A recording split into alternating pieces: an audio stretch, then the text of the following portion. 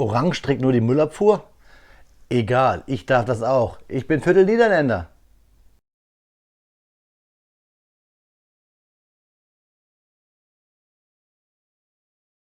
Willkommen in der Nottenfressenscheune. Mein Name ist Bloxer und das ist mein Müllmann und ich brauchte einfach nur einen Orange-Gag, damit ich hier auf das Orange der kommunalen und privaten Abfallwirtschaft hinweisen kann. Denn wir bauen heute von Modbrix ein MAN-Müllfahrzeug. Wieder designt von meinem lieben Freund von Patrick, der auch ja schon hier hinter mir die Route 66 Tankstelle designt hat und auch den Thunderhawk, den ich euch auch schon mal hier auf meinem Kanal vorgestellt habe. Die Videos findet ihr oben auf dem i. Ja, ein schöner, klassischer Müllwagen wird das, so wie wir ihn kennen, im schönen Orange. Wieder aus der neuen Serie von den Modbrix Mox. Kommt in einer Tüte, in einem Karton, beziehungsweise Karton und da drin ist die Tüte, mit Pappe, auf den der QR-Code ist, wo ihr die Anleitung runterladen könnt. Und deswegen kann ich euch nicht wirklich hier Kartons zeigen, wie ich sonst immer mache.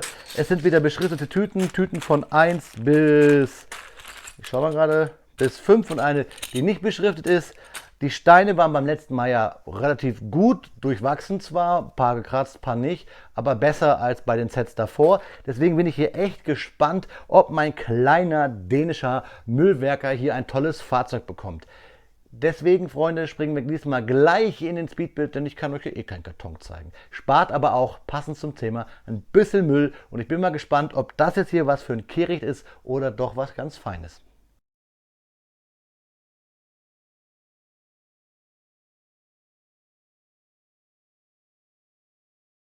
Speedbildzeit ist Faktenzeit und heute sprechen wir passend zu diesem Müll-LKW natürlich über Müll.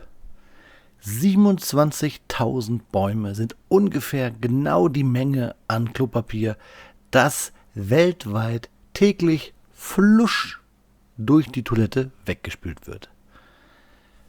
Mülltonnen, die denken können? Das klingt ja voll futuristisch. In einem englischen Kurort namens Bath gibt es aber tatsächlich Mülltonnen, die einen Alarm anschalten, sobald sie von der Müllabfuhr geleert werden müssen. Also Smart Garbage Tons oder so ähnlich. Pizzakartons werden nicht rund produziert, weil die Kosten dafür viel zu teuer wären. Es müssten nämlich eckige Kartons hergestellt und danach wieder abgeschnitten werden. Tja, that's life. Seit 51 Jahren kann der Mensch nun zum Mond reisen und ratet mal, wie viel Tonnen Müll wir schon auf dem Mond gelassen haben. 180.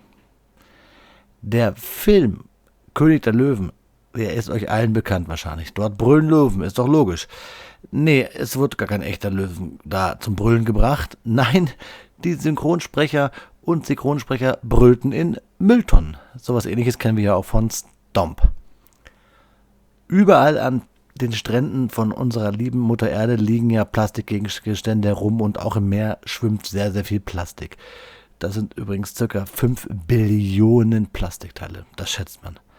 Was macht das all mit den Lebewesen, die dort in der Nähe des Wassers leben und fliegen und tauchen? Naja, Expertinnen und Experten rechnen damit, dass im Jahr 2050 praktisch jede Meeresvogelart der Welt Plastik fressen wird. 55 Tonnen Hundekot. Das ist die Menge, die alleine auf den Straßen von Berlin produziert wird. Und das, passend wieder zum Thema Meer, entspricht circa dem Gewicht eines halben Blauwals. Also quasi eines Baby-Blauwals. Und passend zu der Jahreszeit, die jetzt ansteht, jedes Jahr an Weihnachten wird unglaublich viel Verpackungsmaterial weggeschmissen. Deutschlandweit entsteht an einem Weihnachtsabend ca. 80.000 Tonnen Verpackungsmüll. Zum Vergleich, der Eiffelturm in Paris wiegt 10.000 Tonnen. Ihr könnt also mit dem ganzen Verpackungsmüll einen zweiten Eiffelturm daneben stellen, der fast genauso schwer wäre wie der echte. Ja, ihr wisst ja, früher war mehr Lametta und die Hoppenstedts könnten ein Lied davon singen. Ja, Freunde, das waren ein paar Fakten zum Müll, keine schönen, aber hoffentlich habt ihr jetzt Spaß bei meinem kleinen, schönen Review hier zu diesen schönen MAN-LKWchen.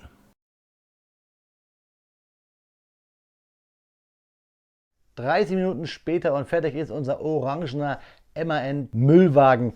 Ganz pfiffige Bautechniken, gute Steine, aber die eine oder andere Bautechnik, die nicht so gut ist.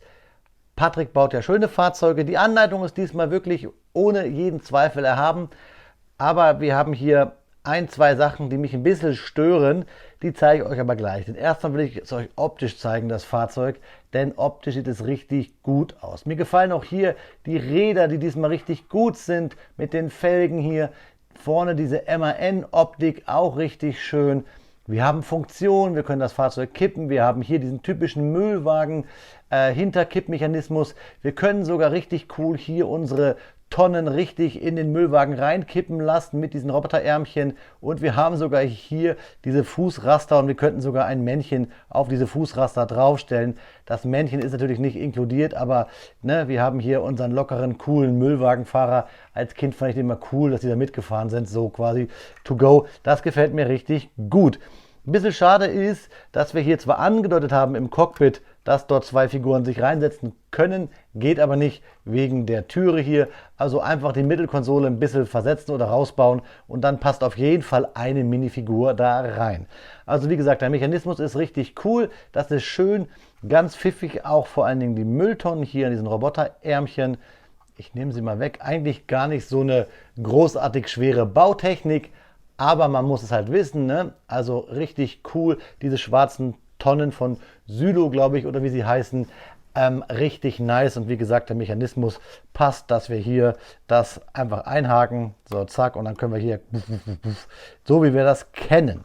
Das Fahrzeug hat aber leider zwei Schwächen, und das ist, ja, hier das Führerhaus ist nur auf zwei Noppen mit dem Rest des Fahrzeugs verbunden.